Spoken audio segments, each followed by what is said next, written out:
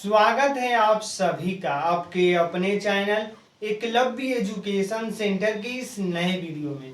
दोस्तों, आज की इस वीडियो में हम यह जानने का प्रयास करेंगे कि बरसात के मौसम में लौकी की खेती करने का वैज्ञानिक तरीका क्या है, और इसके साथ यह भी जानने का प्रयास करेंगे कि लौकी का हम कौन कौन से हाइब्रिड वेराइटी का चयन करें जो बरसात के मौसम में हमें ज़्यादा से ज़्यादा पैदावार देने में सक्षम हो सकता है।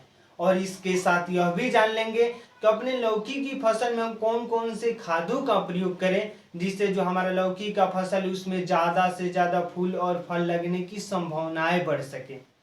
तो चलिए इस बेहद ही महत्वपूर्ण वीडियो की शुरुआत करते हैं।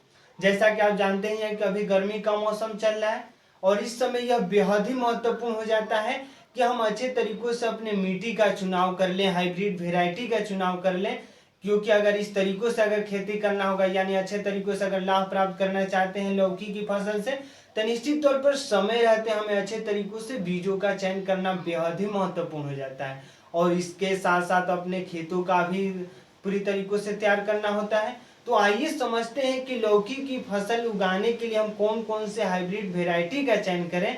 तो उसमें सबसे पहला है सम्राट, यानी सम्राट लौकी का हाइब्रिड वेराइटी है और इसकी खेती लगभग भारत के सभी क्षेत्रों में किया जा सकता है।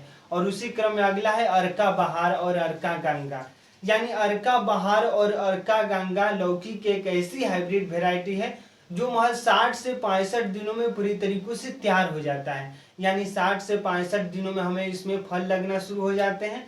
और इसी के साथ अगला है पूसा नवीन और पूसा संदेश, यानी पूसा नवीन और पूसा संदेश लौकी की हाइब्रिड वेराइटी है।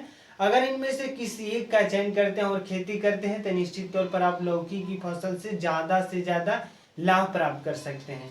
अब आइए समझते हैं कि लौकी की फसल हम कहाँ कहाँ खेती कर सकते हैं, यानी कौन कौन से मिट्टी पर हम इसकी खेती कर सकते हैं। तो लौकी की खेती करने के लिए सबसे महत्वपूर्ण जो मिट्टी होती है बलुई दोमट मिट्टी। यानी अगर बलुई दोमट मिट्टी में लौकी की फसल को उगाते हैं तो निश्चित तौर पर आप लौकी की फसल से ज्यादा लाभ प्राप्त कर सकते हैं। और उसके साथ ही पीएच मान होना चाहिए 6.0 से लेकर 6.5 के बीच में। यानी लौकी की फसल जहां कहीं भी अगर उगाने के बारे में सोच रहे हैं तो उस मिट्टी का पीएच मान एक बार जरूर चेक कर लेना होगा। यानी इसमें अगर मिट्टी का पीएच मान 6.0 से लेकर 6.5 के बीच में रहता है तो निश्चित तौर पर आप अपने लौकी की फसल से ज्यादा लाभ प्राप्त कर सकते हैं। और इसी के साथ जब हम खादों की बातें करते हैं तो आप अपने लौकी की फसल में, यानी लौकी की बुआई से पहले, यानी 1 हेक्टेयर का एग्जाम्पल ले रहे हैं, यानी 1 हेक्टेयर में लगभग 200 से 250 कुंटल गोबर का खाद प्रयोग कर देना है लौकी की बुआई से पहले। और इसी के साथ जैसे ही लौकी का फसल, अगर आपके लौकी का फसल 30 से 35 दिनों का होता है तो उसमें हमें नाइट्रोजन 50 केजी प्रयोग करना है। यानी 1 हेक्टेयर में नाइट्रोजन 50 केजी, 35 केजी फास्फोरस और 30 केजी पोटास, यानी इन तमाम खादों का प्रयोग करते हैं तो निश्चित तौर पर आप अपने लौकी की फसल से ज्यादा पैदावार को प्राप्त कर सकते हैं। तो आज के इस बेहद ही महत्वपूर्ण वीडियो में बस इतना ही। धन्यवाद। Thank you.